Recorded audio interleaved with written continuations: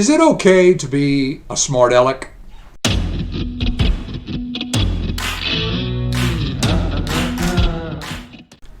Hello, I'm Ken Yates from Grace Evangelical Society, and I'd like to spend just a few minutes answering that question.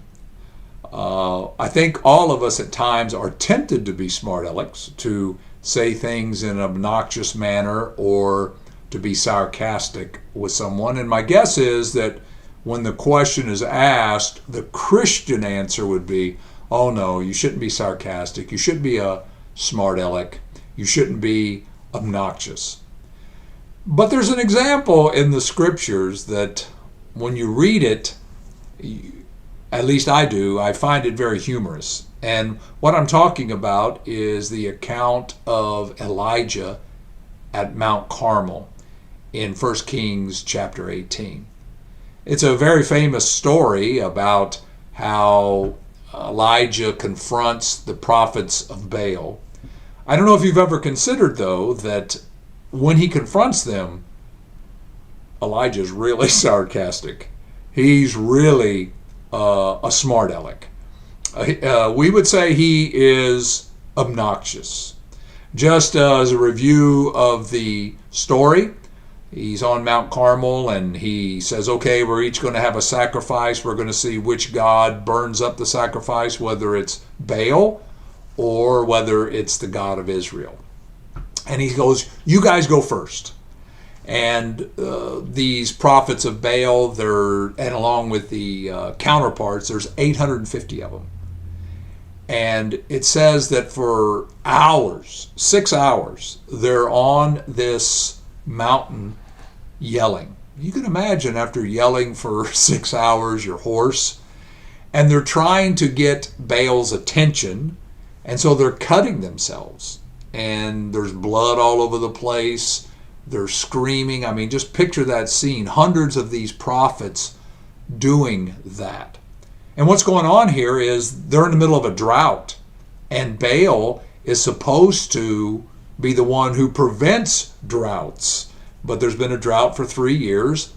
And part of their religion was that if Baal didn't answer is because he was in the netherworld. He was like in the land of the dead and he was asleep. And so this yelling and this cutting themselves was an attempt to wake him up. And listen to what Elijah says while all of this is going on. In verse 27, it says that Elijah, here it is, mocked them. And he calls out to them as they're going through all this extreme unction, as their throats are hurting and as they're bleeding all over themselves. He says, cry aloud, for he is a god. And obviously that's sarcasm.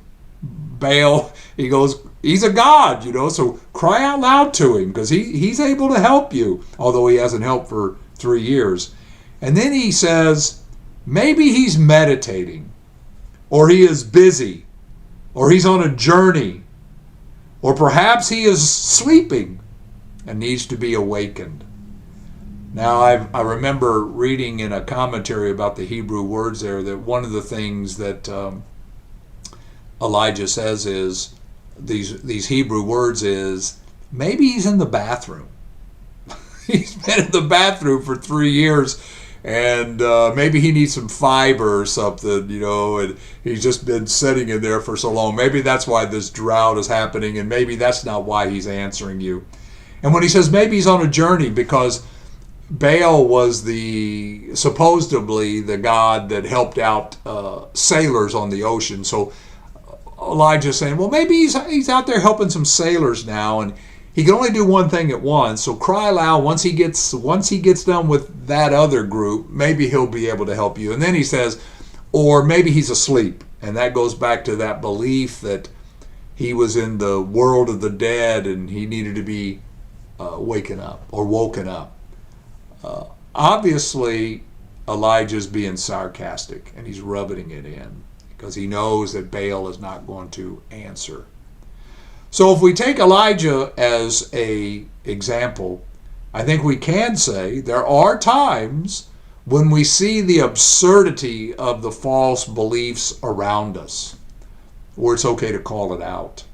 And to be a smart aleck, to be obnoxious about it, like, you guys really believe some stupid things. I think, for example, of Lordship Salvation, when they go, oh, in order to be saved, you have to give up everything in your life. Jesus has to be Lord of everything in your life, and that's the only way you can know you're saved.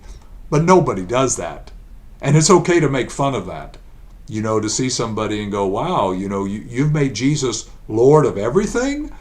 You don't spend 8 hours a day on your smartphone, and you drive a new car, but it's not important to you because you just love the Lord with all your heart, and you got these other things, but all your love is upon him.